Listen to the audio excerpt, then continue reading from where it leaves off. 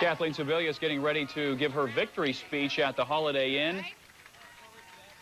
Let's go to her live. Thank you very much. It definitely is time for a change.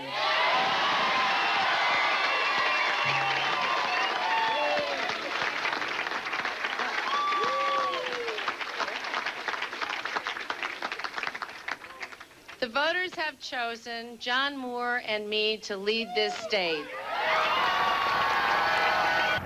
As your governor, I pledge to work every day to move Kansas forward, to create a place of immense opportunity where every child is empowered to dream big dreams. Kathleen has a remarkable intellect, unquestioned integrity. You'll tend to find in a Kansan. I know she will bring some much-needed grace and good humor to Washington, and she will be a tremendous asset to my cabinet. And that I will well and faithfully discharge the duties. And that I will well and faithfully discharge the duties. Of the office on which I am about to enter.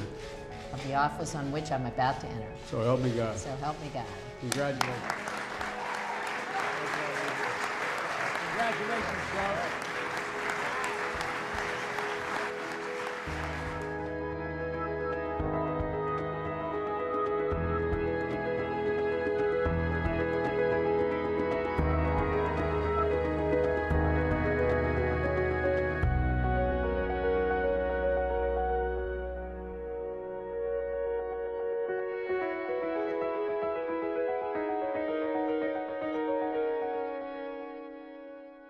I have nothing but pleasant relationships with the present governor. I don't think, didn't vote for, of course, but I didn't complain about her, and I thought she ran a fair campaign. She went into office for me with an open mind, and I think she has performed very well for a member of a minority party in a Republican state. I think she always knew where she wanted to go, but she always did the hard work to get there. She didn't expect it to be handed to her. She worked for everything she got. I think there's no doubt at all that going to an all-girls school shaped me in very positive ways for the future, because I was raised in an era where subtly or not so subtly, girls had definite limitations. My world was girls did everything. We had the smartest in the class and we had the dumbest in the class. We had the jocks, and I was one, and ballerinas. We had the presidents and the dunces. So my world was wide open. Nobody ever told me that girls couldn't do everything, because I lived in a world where they did. I was a good student, but not terribly serious about school, much to my parents' dismay periodically. And I was always I wasn't trying to get into trouble. I seemed to get into trouble on a regular basis, much to the nuns' dismay. I never wanted to hurt anybody else. I just wanted to kind of create a little bit of chaos.